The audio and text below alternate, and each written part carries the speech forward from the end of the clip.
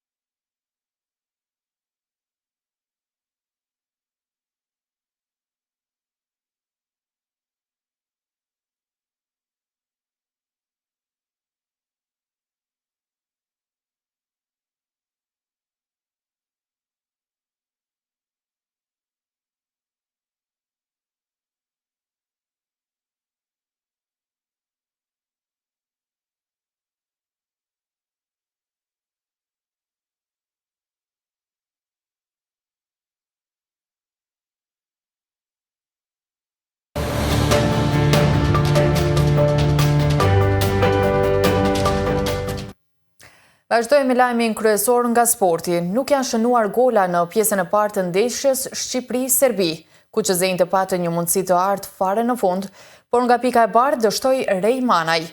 Gjuajtjen e tij e ndali portieri serb. Në përgjithësi, pjesa e parë ishte e zbehtë. Kishte pak gjysmë raste në të dyja palët, por në fund për Shqipërinë u paraqit mundësia e artë pas ndërhyrjes në Hysajn.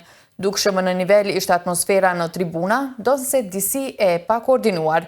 Përkrahja e tifozëve ishte e zjarrt. Në stadium nuk ka grupe tifozësh, ka mira tifoz rrugëve të Tiranës.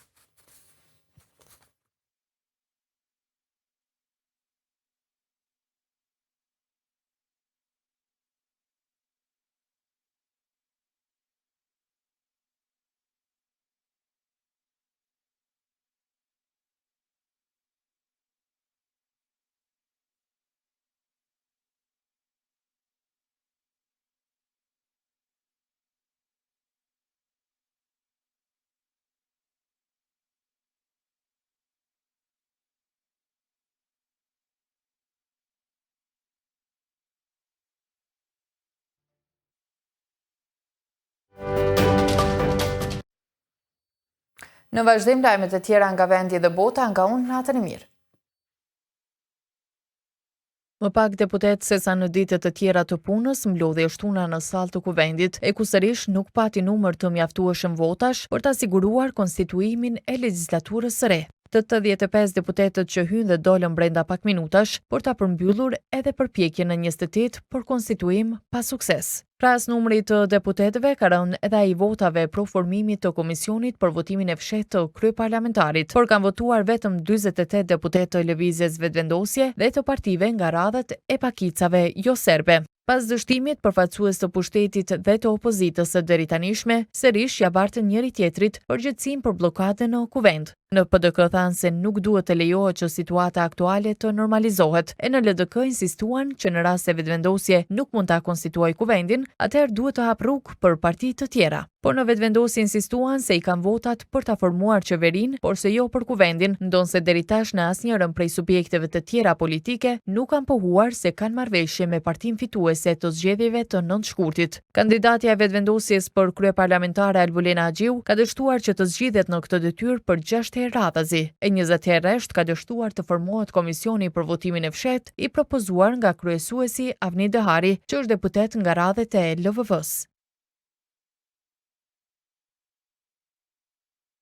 15 pozita të rregullta të punës në presidencë janë mbajtur me ushtrues detyre për te afatit të parapar ligjor, ka gjetur raporti i auditimit për pasqyrat financiare të zyrës së presidentit për vitin 2024. Këto pozita sipas zyrës kombëtare të auditimit nuk o plotësua në përputhje me ligjin për zyrtarët publik, që parashet që një pozitë e rregullt e punës mund të mbahet me ushtrues detyre deri në 12 muaj. Raporti thotë se plotësimi i pozitave me staf të rregullt të punës ka qenë një prej rekomandimeve të dhëna me 2023 e që nuk u adresua, teksa shton se numri i ushtruesve të detyrës mbeti i njëjtë deri në fund të 2024-s. Krahas tejkalimit të këtyre afateve, ZKA-ja gjeti se presidenca ka bërë tejkalime edhe në vlerën e kontratës kurnizë për shërbime të transportit ajror. Sipas ZKA-s, presidenca veproi në kundërshtim me rregulloren e prokurimit, e cila kërkon që kontrata të ndërpritet automatikisht në raste kur tejkalohet 30% i saj. Sipas ZKA-s, tejkalimi i vlerës së kontratës mbi normen e lejuar mund të ndikojë që organizata buxhetore të hyjnë në obligime financiare të paplanifikuara. Në zyrën e presidentës janë pajtuar me gjetjet dhe rekomandimet të raportit, teksa kanë bërë zotim që brenda 30 ditësh të përgatitet plan veprimi për zbatimin e tyre. Lidhur me këto gjetje, koha ka adresuar pyetje në presidencë, por se nuk ka pranuar përgjigje. Kamerierët vazhdojnë të jenë kategoria më pak e paguar në Kosovë. Paga e tyre për 5 vjet ka ndryshuar vetëm për 133 euro. Derisa në vitin 2019 paga mesatare e kësaj kategorie ishte 256 euro, në 2024 ajo ka arritur në 389 euro. Paga mesatare në sektorin privat sipas ASK-s gjatë vitit 2024 ishte 598 euro bruto, apo 187 euro më shumë se sa në 2019. Kjo pagë sipas kryetarit të sindikatës së sektorit privat Jusuf Azemi vazhdon të jetë ulët, duke pasur parasysh shkallën e rritjes së çmimeve, duke përfshirë së fundmi edhe çmimin e energjisë elektrike. Ai ka kritikuar qeverinë për mburje për rritje të pagave, duke thënë se rritja ka ndodhur shkaku i mungesës së punëtorëve. Azemi ka përmendur kontratat për shërbimet që lidhin institucionet me kompani private, duke thënë se ata punëtorë marrin paga nga 232 deri në 292 euro. Por ditë më parë, ministri në detyrë Kurram Murati është lavdëruar duke thënë se pagat në sektorin privat për 4 vjet u rritën për 57%, por sipas Blendi Hasaj, drejtori i Institutit GAP, rritja reale e pagave në sektorin privat nga 2020 është rreth 28%. Sipas ASK-s, paga mesatare bruto në Kosovë është 639 euro. Sektori publik ka pagë mesatare 755 euro, ndërsa i privat 598 euro. Peshkimi, noti dhe lundrimi me anije janë disa nga aktivitetet që qytetarë të shumt zgjodhen t'i ushtronin për të gjetur freski buzliqenit të Badocit në ditën kur temperaturat kanë variuar nga 30 deri në 34 gradë Celsius. Qytetarë që të shtunën e frekuentuan këtë liqen thanë se ai është për herë alternativ për ta përballuar vapën. Gjatë javës në gjithë Kosovën është shënuar rritje e theksueshme e temperaturave. Në Institutin Hidrometeorologjik thanë se temperaturat të tilla do të vazhdojnë edhe për 2 ditë, teksa gjatë javës së ardhshme pritet që të bien për 3 deri në 4 gradë.